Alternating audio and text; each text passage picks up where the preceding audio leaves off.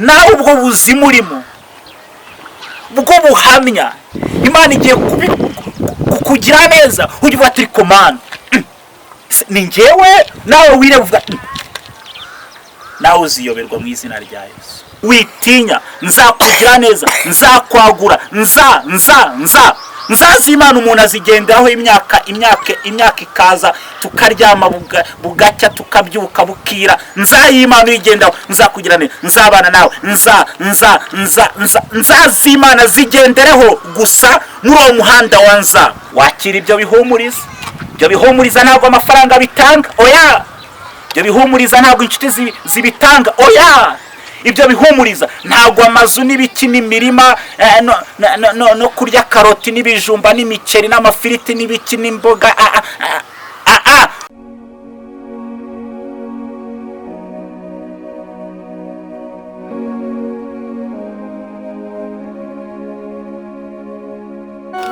Ubuzima bwawe ni ubuhamya Imana igiye gukuramo ibitangaza. Nibyo ntawe uguhamagara, ntawe ukwitaho, uri wenyine, ntawe ugutekereza. Urumva wihebye, urumva ukutse umutima, urumva nta kigenda, nta hepfo nta ruguru nta hepfo. Ariko ubuzima bwawe ni ubuhamya bukomeye.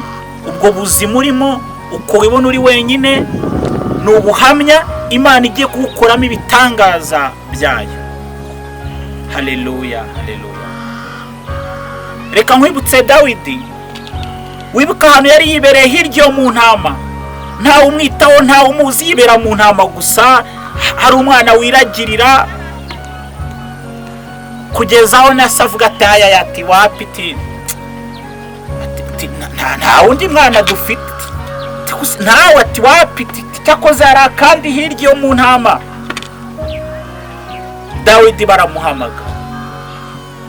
Dawidi ari mu ntama, bwari ubuhamya. Yari ari mu buzima bw'ubuhamya kugira Imana nimukuraho. Bwa buhamya yari arimo, Imana iburemamo igitangaza. Wibuke Dawidi yivugira ubuhamya bwe ati njyewe idubu n'intare ntabwo bijya bikina nanjye, ntibyananyegera. Nawe ubwo buhamya urimo, ubwo buzima urimo, hari ikintu gikomeye Imana igiye kukubakamo. Ndabizi ufite agahinda, urarebwa bati kose Mana ndazwi ndeyizi se. Nawe ubwo ukireba ukabona wapi uri feke, ntacyo uri cyo. Ariko mu maso y'Imana urakomeye. Nta kamesaje, nta telefone, nawe ubwawe ntiwihamagara, nturota, ntugira gute, mbese muri make urizera. Ariko mu maso y'Imana urakomeye. Dawidi arazi. Uzasome mu bice 16, Samweli wa mbere bice 16, uzabona ahantu Dawidi yavuye. Uzakomeza uzumva ko Dawidi yishe Goliyati. Uzakomeza uzareba ko Dawidi yabaye umwami. Nawe ubwo buzima urimo bwo buhamya Imana igiye kukugira neza ujye uvuga ati komanda ni njyewe, nawe wireba uvuga nawe uziyoberwa mu izina rya Yesu. Hari abariraga nkawe Imana abagira neza, babaye abantu bakomeye. Hari abari hasi yawe, njya mbona umuntu afite ikibazo. Hari igihe umuntu ajya kwa muganga azi ngo ni urwaje cyane cyane, urwaye cyane, yagera kwa muganga akubitwa n'inkuba agasanga ahubwo akaba ati Imana ati ngenda ndabona ndi muzima. Rero cyatuvuga ngo hari abari hasi yawe Imana ibagira neza. Iyo Imana yabagiriye neza ni Imana yawe, nawe yakugirira neza. Dawidi atanga ubuhamya, wowe warabikoze. Njyewe sinjya hina n'idubu n'intare, ndakomeye kurenza intare n'idubu. Haleluya. Nawe urakomeye kurenza icyo kibazo urimo, nawe urakomeye kurenza ubwo buzima urimo. Haleluya. Imana ntabwo yitaye kuri ibyo bibazo, Imana yitaye kuri wowe. Imana ntabwo izagira neza ibyo bibazo, Imana izagirira neza wowe uri mu bibazo. Haleluya. Nawe ujye ubwira abantu ariko nari meze gutya, nari napfuye ntawe unyitaho, ariko none ubu ngubu nsigaye mfite ka telefone, amayinite bahora arimo, nanjye basigaye bampamagara none bavuga ati turarya iki. Nawe nyine hari urwego Imana igomba kugushyiramo, hari network, hari umuntu Imana igomba kuguhuza nawe kugira ngo ube umuntu ukomeye, kugira ngo nawe ibyo bavuga ati ariko Imana ibi wabikora, Imana yabikora, kugira ngo najye wicira ati Imana ni ukuri ndagushimiye. N'Imana yawe ibihurimo ntibikwereke ko Imana yawe yacecetse. N'Imana y'ibihe, n'Imana y'isegonda, n'Imana y'umunota, n'Imana y'isaha, n'Imana y'icyumweru, n'Imana y'ukwezi, n'Imana y'umwaka, n'Imana y'ibihe.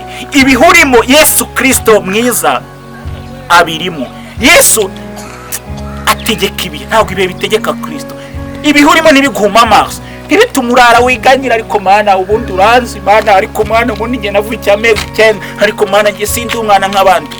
Uri umwana nk'abandi, ariko ubwo buzima urimo ni ubuhamya Imana y'amahoro igiye kuremamo igitangaza. Humura, komera, ufite Imana ikomeye, nawe komera, ufite Imana isubiza nawe igakuba. Dawidi nta nibazo yari yifitiye, baragahamagaye kaza kiyirukanyira akana kagasore gatoya k'imyaka 10 n'ingahe karaza, ariko mukozi w'Imana arakareba ati mbonye ufite umutima Imana yishimye. Nawe mu buzima urimo ntuteshuke, komezanya n'Imana.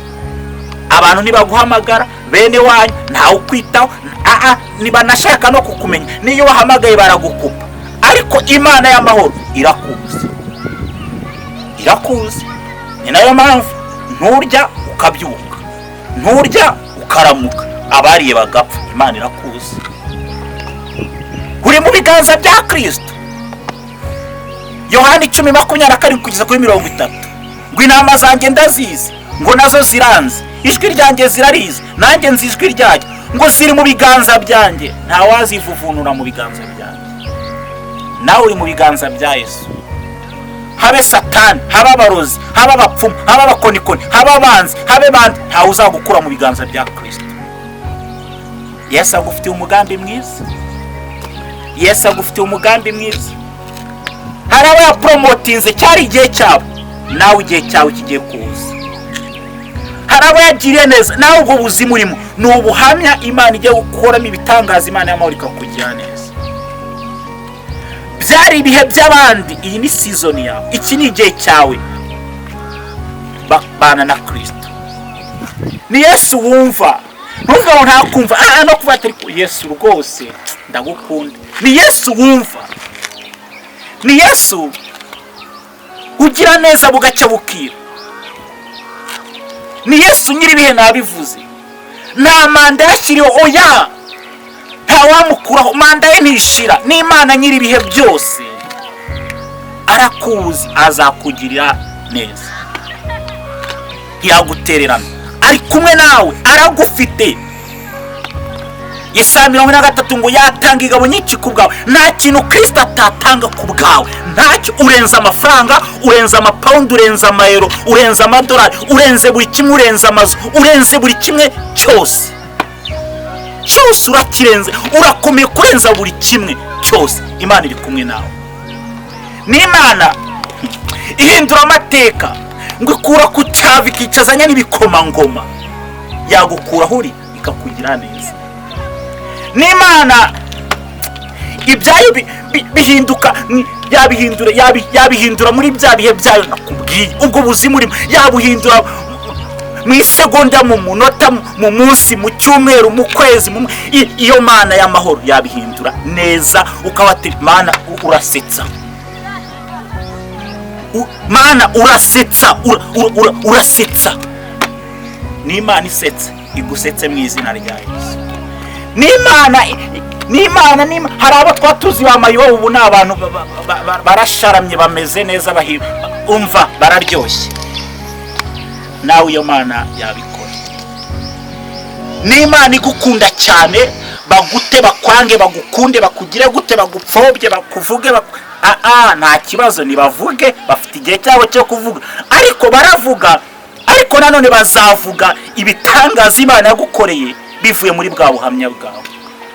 Bavuge, abantu baravuga, uba uri mu buzima bubi bakavuga, wajya mu bwiza bakavuga, bavuge, bazakomeza bavuge bakawigire mu ijuru. Ubu buzima urimo uri kubana n'Imana, yo genda wikopeshe oranje nuko nayo batazayigukopa. Uba ishobaye ukaba ati mwe mumpaye ka fanta mbenywa gato ndaje mbishyira, kubera ko hari ibintu Imana igiye kugukorera igendeye mu buhamya